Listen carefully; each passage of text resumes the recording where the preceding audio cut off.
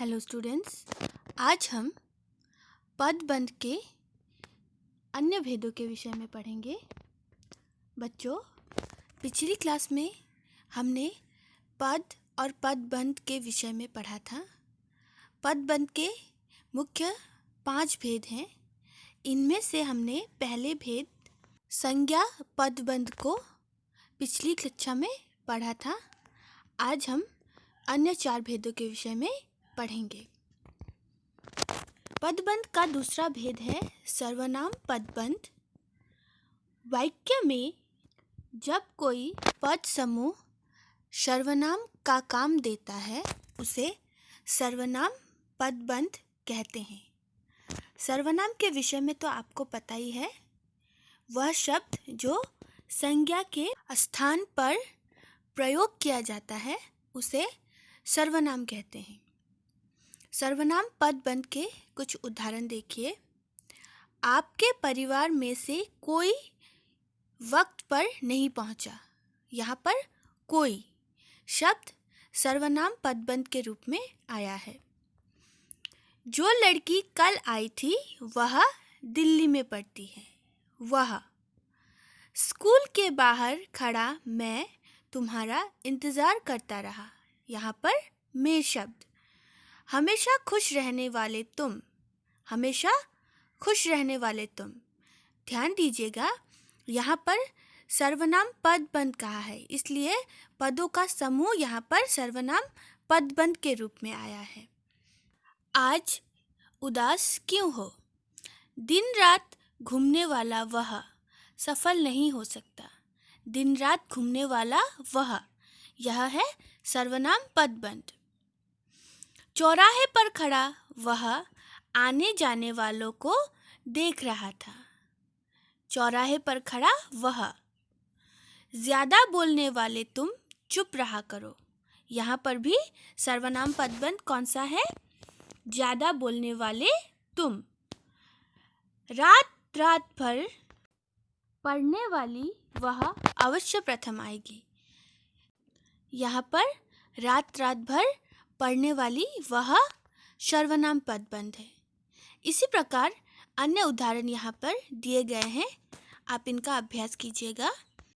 पदबंध का तीसरा भेद है विशेषण पदबंध। विशेषण यानी कि संज्ञा या सर्वनाम की विशेषता बताने वाला शब्द, और विशेषण पदबंध होगा संज्ञा या सर्वनाम की विशेषता बताने वाले पदों का समूह। जब कोई पद समूह किसी संज्ञा या सर्वनाम की विशेषता का बोध कराए तो वह विशेषण पदबंध कहलाता है। उदाहरण देखिए।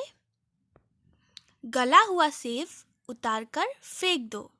गला हुआ सेब, सेब कैसा है? गला हुआ है।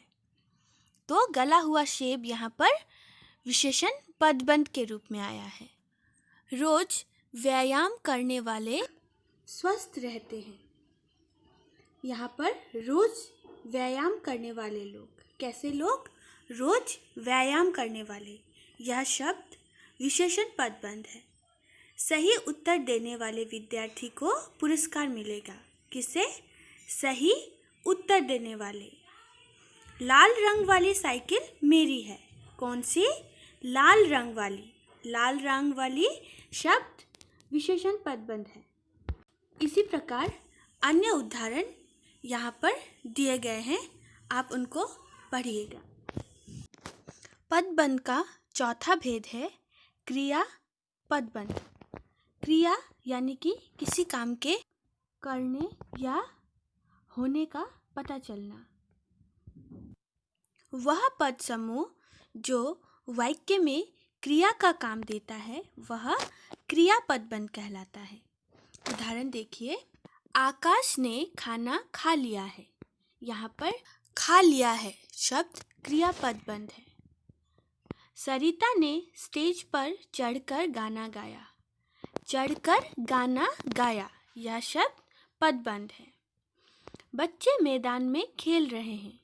यहाँ पर खेल रहे हैं शब्द क्रिया पदबंध है। किसान ने सांप को लाठी से पीट पीट कर मार डाला। यहाँ पर क्रियापदबंध कौन सा होगा?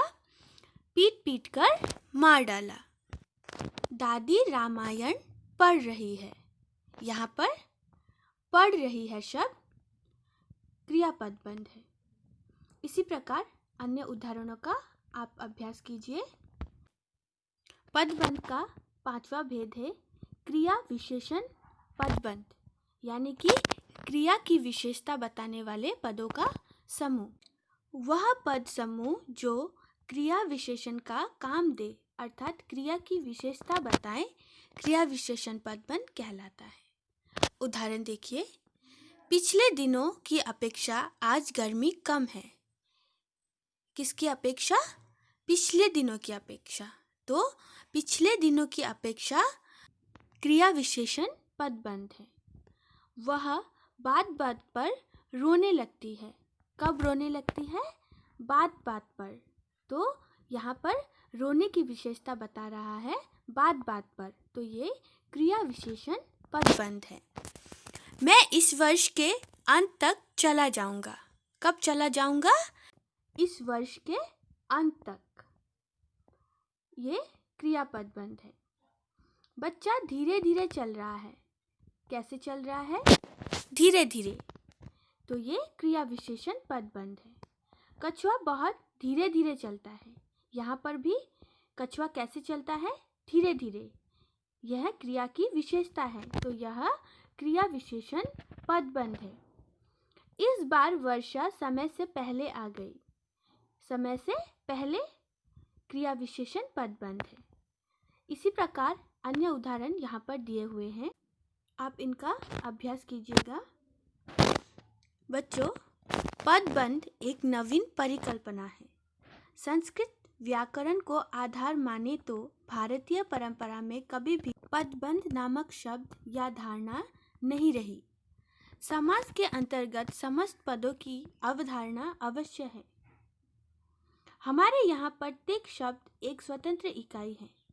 अंग्रेजी के फ्रेज इसके समकक्ष माना जा सकता है। तो बच्चों, आप पदबंध के भेदों का अभ्यास कीजिएगा। धन्यवाद।